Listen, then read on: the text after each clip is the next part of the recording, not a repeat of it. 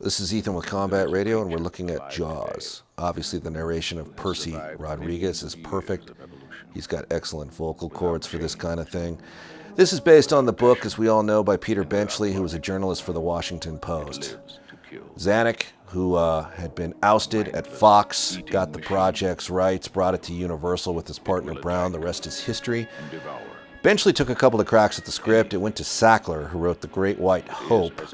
He broke the back on it, got Spielberg interested, or to the point where Spielberg felt there was a movie there. And then Carl Gottlieb, one of our favorites here at Combat Radio, who also plays Meadows, he was the hero who brought it home.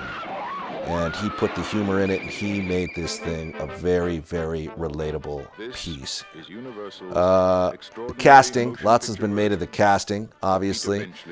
Sterling Hayden, Lee Marvin were up for Quint. Hayden had tax trouble, didn't want to work for free. Lee Marvin didn't want to cut his vacation short.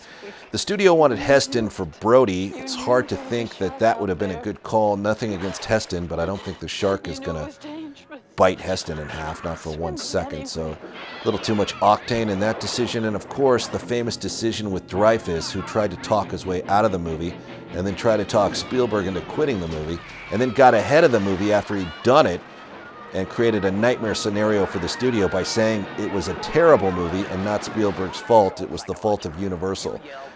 You don't want to do that, kids. Don't get out in front of a movie you're in and say the studio blew it or the movie sucks. Just ride it out. But they wanted Jan Michael Vincent for that role initially, and I would have to say Dreyfuss is a much better decision. Dreyfuss, by the way, has since realized and confessed he wasn't acting in the best frame of mind at the time, and he's apologized. I should point out that this is an A to Z action pick. They cut out the love triangle between Brody, Brody's wife, and Hooper that's in the book. They made all the characters much more likable.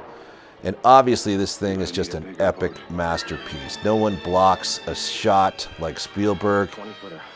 He is one of a kind. I should point out, too, most people know a lot of this already, but the scene with Ben Gardner's boat, it was shot in the pool of editor Verna Fields at her house where she was doing a lot of the cutting. But what's additionally interesting to that is the scene where the shark is busting through the hole and the water's starting to seek in, you know, the show me the way to go home moment.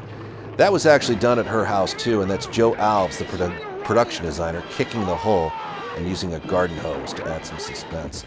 Now, the famous scene about the Indianapolis, it's credited to John Milius, my old boss over at Warner Brothers. However, Carl Gottlieb on Combat Radio said Milius didn't actually write it, that it's a combination of Sackler, Shaw, and maybe some notes from Gottlieb himself. Now, that's interesting because everyone in Hollywood will tell you Milius is behind that scene, and it sounds to me like Milius, who is absolutely brilliant in everything he wrote, one of my favorites. So, a little bit of a historical Rashomon moment there, but needless to say, Jaws is a masterpiece, and you should see it.